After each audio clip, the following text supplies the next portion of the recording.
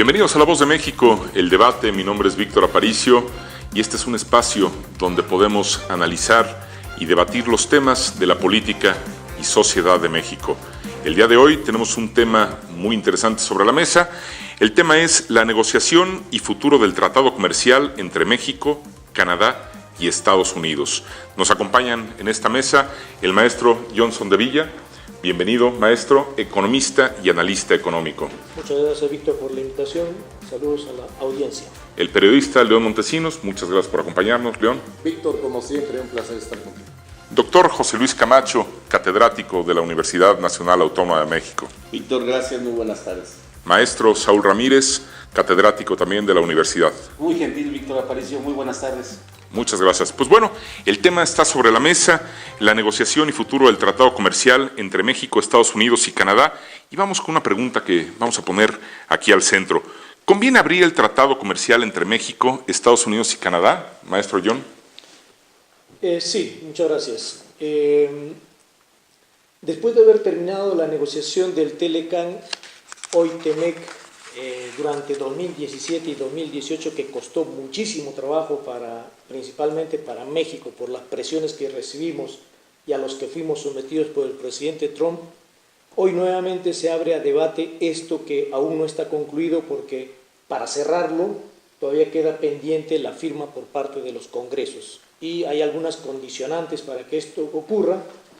Y de por qué se abre nuevamente el TEMEC, el presidente Trump sabe claramente que los resultados de estos 2 años de gestión suya no han sido positivos o favorables para Estados Unidos.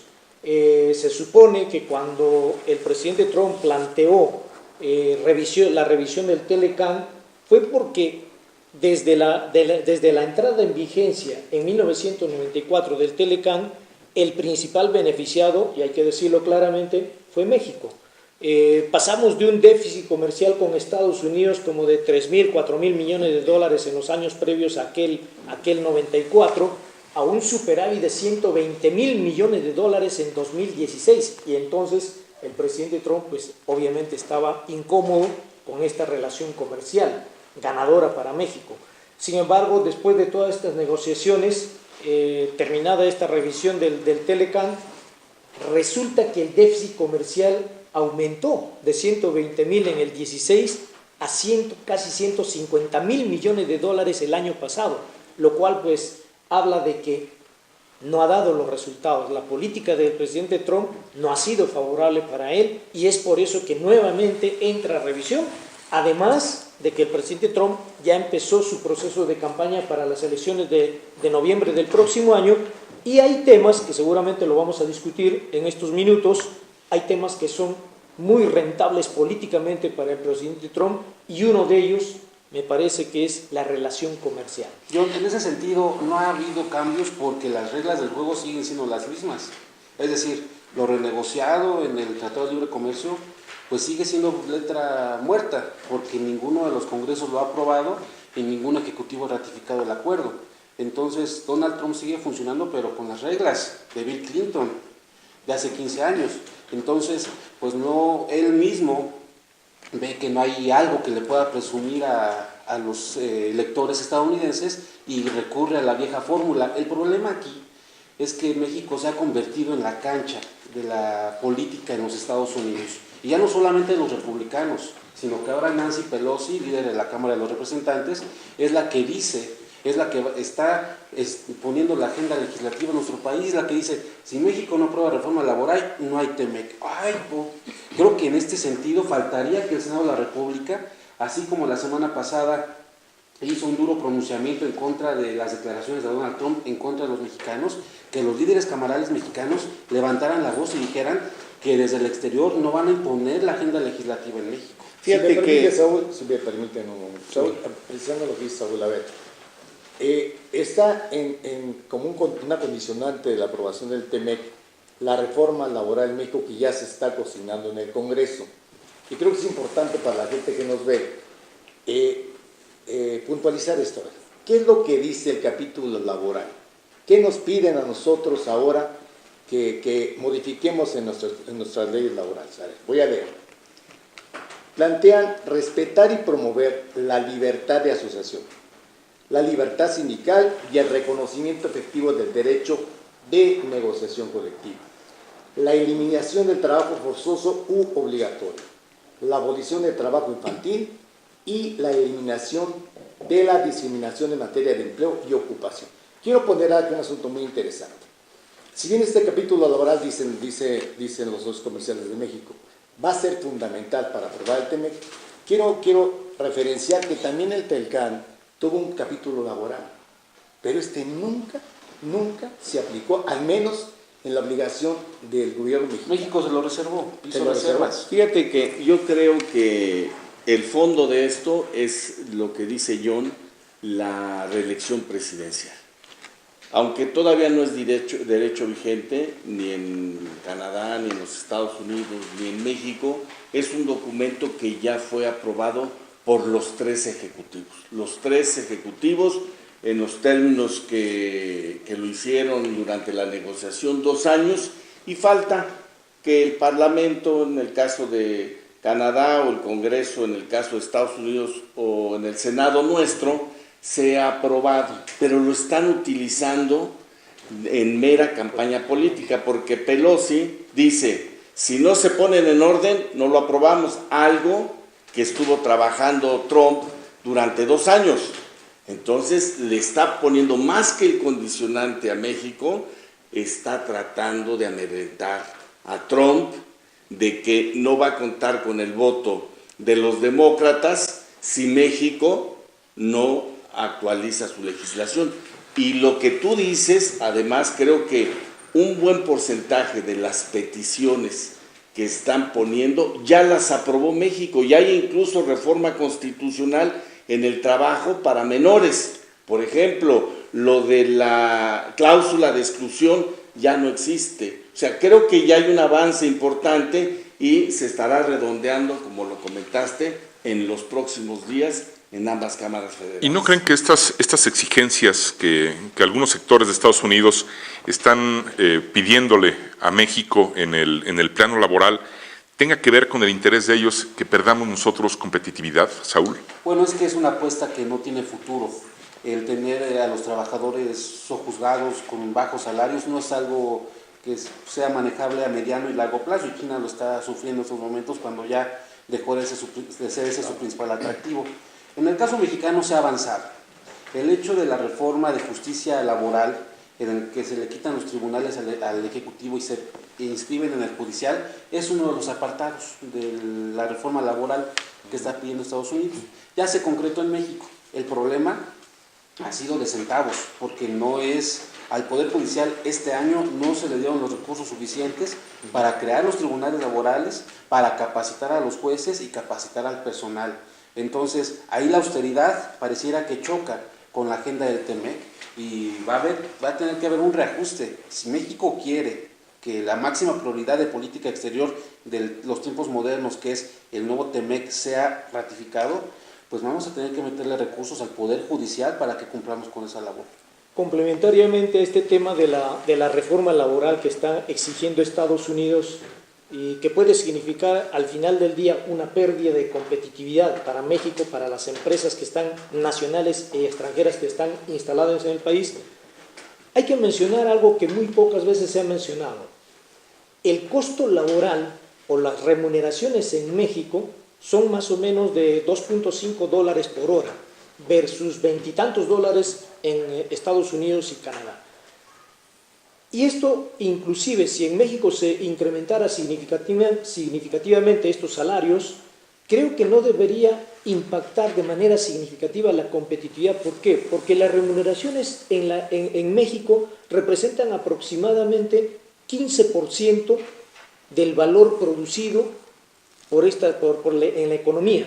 Inclusive, donde Donald Trump, el presidente de Estados Unidos, ha sido muy incisivo contra nosotros en la industria automotriz, el costo laboral representa apenas menos de 3% de la estructura del valor de producción de la industria automotriz. ¿Y esto qué significa?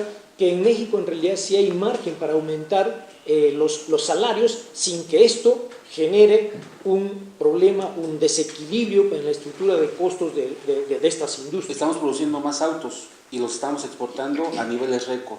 Y es justamente donde Donald Trump está poniendo la amenaza. Si ustedes no controlan sus fronteras y los migrantes, vamos a aumentar los aranceles a los autos. Como si él pudiera hacerlo. No lo puede hacer, vale la pena destacarlo, porque ya hubo una negociación, ya hubo un acuerdo, y ya que se plasmó en el TEMEC, pero no puede salir ahorita a decir que está haciendo las amenazas constantemente. Así es, constantemente. No, y de hecho el gobierno mexicano, Andrés Manuel López Obrador, pues ya lleva andado el camino. Ya dijo el presidente que se va a aprobar la reforma, que espera que el Congreso lo apruebe en los términos que le envió. Y el líder del Congreso, de la Cámara, Mario Delgado, dice que ya están en estos días. De hecho, puede ser esta semana donde se empiece a cocinar este asunto. Pero lo que decía el maestro John Solovilla es importante. A ver, vamos viendo también los costos sociales y los beneficios sociales de este nuevo TEMEC. Porque efectivamente tuvimos un tratado de libre comercio 20 años, 25 años. Pero ¿qué nos reportó socialmente al país? En el ámbito agrario hubo una explosión de mano de obra increíble cuando nos dijeron que el país iba a ser autosuficiente, que sí iba a incrementar la producción agropecuaria, y resultó todo lo contrario. Yo creo que más allá de la política y de las cuestiones políticas de Estados Unidos, tenemos que analizar en el país cuáles van a ser los beneficios sociales de este tratado, y creo que el capítulo laboral y su cumplimiento efectivo sí va a redundar en beneficio de los trabajadores de este país. Yo creo, amigo, que podríamos decir cualquier cosa, pero no aceptaría yo el decir que no fue favorable el Tratado de Libre Comercio, no solamente para México, sino para los tres países, pero particularmente para la industria nacional. Las exportaciones crecieron casi 500% para México nada más. O sea, yo creo que eso es importante. El campo era aparte. El campo se hizo una reforma, te recuerdo, en el 91 con el presidente Salinas, no dio resultado, no ingresó los recursos que se esperaban al campo, pero eso fue paralelo al Tratado de Libre Comercio.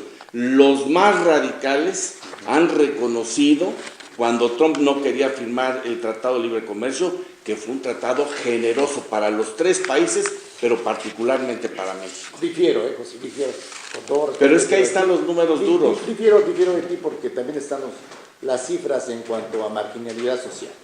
Y perdóname, yo sí difiero en ese aspecto. Pero el crecimiento es real, o sea, eso es, podrá haber otras cuestiones. Si un crecimiento económico es real, tiene que verse reflejado en la mayoría de la población. Y tenemos 55.3 millones de pobres en este país. Sí. Entonces tenemos que todo eso es aceptable, situación. Pero lo del Tratado de Libre Comercio, eso es real. Ahí están los números duros. En 25 años, 20 años que estuvo, se creció. José, y hubo para ellos fue un paraíso laboral. Claro, y no para nosotros, si no dejamos de crecer. Hace unos instantes platicábamos con el maestro, los últimos años del siglo pasado, México creció y se mantuvo durante 12 años del gobierno panista, se mantuvo el crecimiento incluso en los 6 años pasados.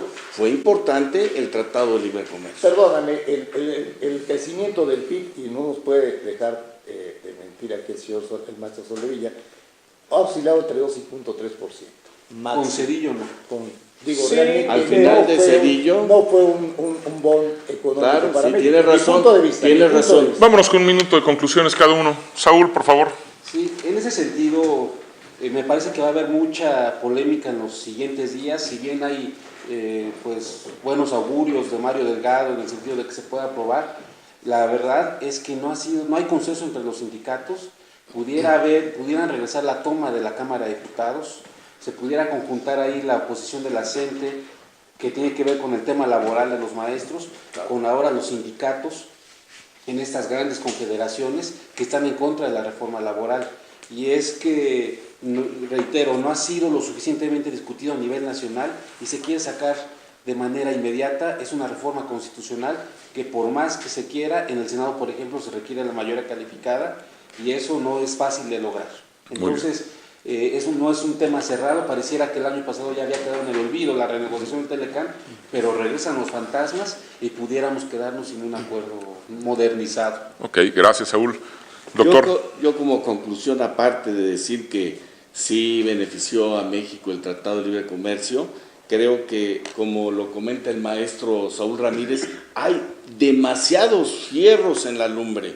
tenemos la reforma educativa parada, tenemos la cuestión de la revocación del mandato, tenemos la nueva iniciativa de la que se habló la semana pasada acerca de aumentar 5 integrantes de la Suprema Corte de Justicia. Y ahorita están hablando de la cannabis. O sea, hay muchas cosas. Creo que el presidente y su equipo no han sabido cómo colocar los tiempos para una agenda legislativa muy complicada, pero que además, como nunca antes, esta 64 legislatura ha trabajado permanentemente los días de sesiones, no menos de 6 horas. Muy bien.